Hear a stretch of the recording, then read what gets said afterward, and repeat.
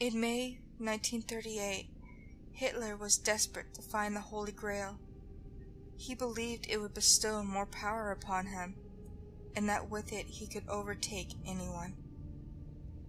To accomplish this, Hitler sent a group of his finest men to Tibet in hopes of finding the legendary artifact that he so craved. The expedition lasted for almost an entire year, and towards its end, the men were becoming tired. But they trekked on, fearing the punishment for failure. They were, of course, overjoyed when they found the vault. They had been told by a guide that it was where they could find the great and lost treasure, things that had the power to change the world. The vault was hidden deep inside some lesser-known ruins. Upon arrival, they were awed by the sheer size of the door. It was a circular door, with a diameter of at least 100 feet. It had shrubs and growths of various natures all over it, most of which were plants that they had never seen before.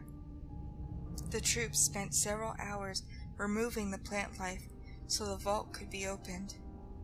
They used knives, flame, anything they could, and it was only after they had completed this task that they realized they had no way of opening the vault. The door looked like it was made for a giant. They couldn't so much as reach for the handle, for it was 50 feet in the air. Finally, though, after much hard work and thought, they decided on a plan. The strongest men got their strongest rope, attached a hook to the end, and they tossed it in the air towards the handle.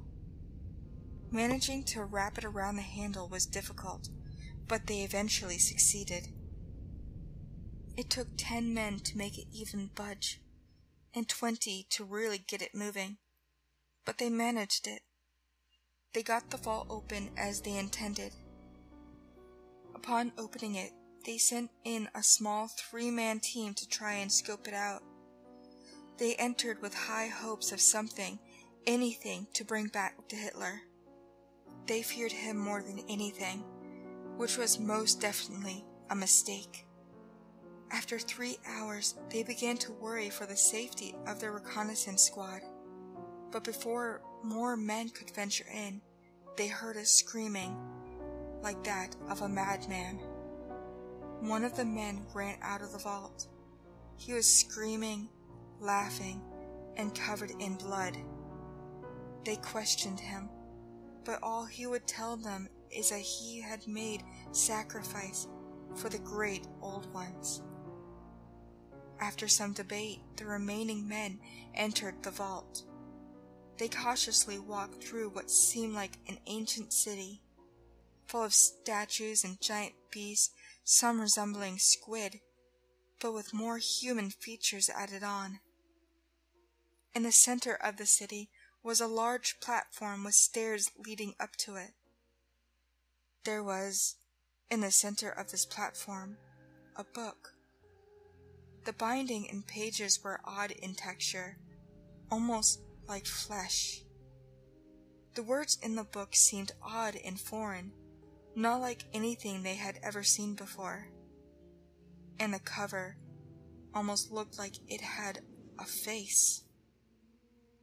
They thought the book to be rare and took it, proceeding down the platform. Reaching the bottom, they felt a great thunderous shaking and saw the vault door close before their very eyes. Much faster than they ever thought possible for something that large to move, they were trapped. Torches in hand, they did the only thing they could do: search for alternate exits. They marched through more and more odd ruins, filled with the same statues and art that they had seen previously. Finally, they came to a great lake, one which seemed to extend deep into the earth. Then they saw something which chilled them. A slab, a large stone one, with a German helmet sitting on it. The slab was covered in blood, fresh blood, only hours old from what they could tell. They collected the helmet and explored around the underground lake, when suddenly the one among them carrying the odd book began to laugh. He pulled his sidearm from its holster and took one of his own men hostage. Forcing him to the slab, he shot him point blank and drained a small amount of blood onto it. Then he tossed the body into the waters below. It happened very fast, but the second it registered with the rest of the troops, they shot the renegade as well, sending him to rest with his victim. Another great quake ran through the city and shook it. From the depths of the lake came a large tentacle, like one from the squid creatures seen in the sculptures. It wrapped around a large rock. Then came another and another. More and more came from the waters, and soon it seemed like 100 tentacles were all around them. And then, shortly after, they beheld a sight that no sane man had seen. A grand beast rose from the depths. It seemed godlike. Suddenly, they all felt they understood everything, and they began to kill each other in fits of rage and madness. The beast swept the bodies, both living and dead, into the sea, consuming them. By the end of the massacre, only one man remained, and he began to shuffle out, holding the book that they had found earlier. As he left, he put the book back in its place, and then the door proceeded to open. He left the vault, losing more than the book. He had lost his sanity. He made it back to his base camp, where they questioned him thoroughly. He responded only with gibberish about the old ones, saying the men had been sacrificed. The only thing that is known for sure is that they never recovered the book. They tried several times, Hitler sending more men, but only one ever coming back from each group.